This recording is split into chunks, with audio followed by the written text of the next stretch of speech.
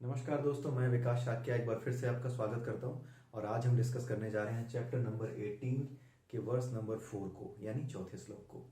ये श्लोक बहुत ही छोटा है और इसमें समझाने लायक ऐसा कुछ नहीं है, लेकिन फिर भी मैंने इसको पिक किया क्योंकि इसमें भगवान कृष्ण ने अर्जुन को बाघ, व्याघ्र मतलब बाघ जो होता है, टाइगर जो होता है, वो कह करके संबोधित किया है। अब मैंने आपको बताया कि हमारा जो पूरा का पूरा साहित्य है, जो लिटरेचर है, उसमें चाहे गीता हो चाहे शास्त्र हो, ये सारा का सारा रूपक अलंकारों से भरा हुआ है, मेटाफरिक है। मेटाफरिक होने की वजह से जहां पर भी विशेष शब्द किसी व्यक्ति के लिए इस्तेमाल किए गए हैं, वहां पर उसका मतलब है, एक महत्व है उस शब्द को इस्तेमाल करने का। जैसे इस चैप्टर का अगर आप पहला श्लोक देखें, जो पहली वीडियो है, उसमें मैंने आपको बताया था कि भगवान कृष्ण को अर्जुन ने क्या बोला, केसी निषूदन।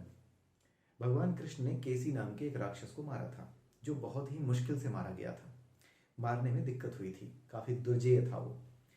तो जिस तरीके से वो केशी नाम का राक्षस बड़ा मुश्किल से जीता गया, ठीक उसी तरीके से हमारे मन में जो शंकाएं होती हैं, उन शंकाओं पे विजय प्राप्त करना बहुत मुश्किल होता है। ठीक उसी तरीके से जिस तरह के कि केशी पर विजय प्राप्त करना मुश्किल था, केसी नाम के राक्षस पर भगवान के लिए भी मुश्किल हो गया, वो इतना दुर्जेय राक्षस था। तो वहां पे अर्जुन ने भगवान कृष्ण को केसी निषूदन कहा। केसी निषूदन यानी केशी को मारने वाले।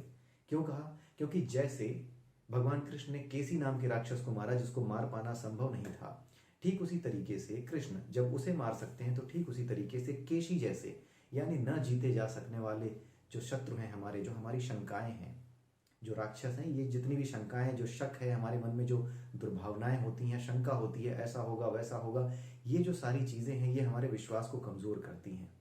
तो इनको मारने में भी वो भगवान कृष्ण से मदद ले रहा है। इसीलिए उसने भगवान कृष्ण को केसी निषूदन कहा कि जैसे आपने केशी नाम के राक्षस का वध किया था, उसी तरीके से मेरे मन की शंकाओं का आप निवारण कीजिए, मेरे मन की शंकाओं का भी आप वध कर दीजिए, उन्हें नष्ट कर दीजिए।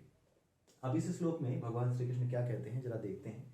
निश्चयम शृणु मे तत्र त्यागे भरत सत्तमा, त्यागो ही पुरुष व्याघ्र त्रिविध संप्रत कीर्तिते। यहां भगवान कृष्ण अर्जुन से ये कह रहे हैं कि हे पुरुषों में बाघ, पुरुष व्याघ्र, यानी मनुष्यों में जो व्याघ्र यानी बाघ जैसी शक्ति वाला है, तुम ऐसे व्यक्ति हो अर्जुन। हे अर्जुन, हे पुरुषों में बाघ, ठीक है। अब मुझसे तुम त्याग के प्रकार सुनो। त्याग 3 प्रकार का होता है, 3 गुणों के अनुसार, सतरज और तम, ठीक है। इनके बारे में मुझसे सुनो, सुनाएंगे अगले श्लोक में। यहां पे सिर्फ उन्होंने उसको ये बोला है, हे पुरुषों में बाघ, त्याग 3 प्रकार का होता है, अब उनके बारे में मुझसे सुनो। तो अब यहाँ पे बाघ क्यों कहा, ठीक है। व्याघ्र जो मेटाफर है, वो अर्जुन के लिए इस्तेमाल इसलिए किया भगवान कृष्ण ने क्योंकि अर्जुन बहुत ही फोकस्ड था। वो इतना अच्छा तीरंदाज इसीलिए था क्योंकि वो अपने लक्ष्य पर केंद्रित रहता था, उसका ध्यान अपने लक्ष्य पर केंद्रित रहता था, उसका ध्यान इधर उधर भटकता नहीं था, ठीक है। ठीक उसी तरीके से जैसे कि एक बाघ होता है, जब वो अपने लक्ष्य को देखता है तो घात लगाता है, जिसका शिकार करना होता है उस पर घात लगाता है। जब वो उस पर घात लगाता है तो उसकी हर एक्टिविटी पे नजर रखता है, लेकिन उसे पता नहीं लगने देता कि वो उस पर घात लगाए हुए है, ठीक है। और तब तक अपने आप को केंद्रित रखता है अपने लक्ष्य पर, यानी अपने शिकार पर, जब तक कि जो घात उसने लगाई है वो उसमें सफल ना हो जाए और वो उसे दबोच ना ले।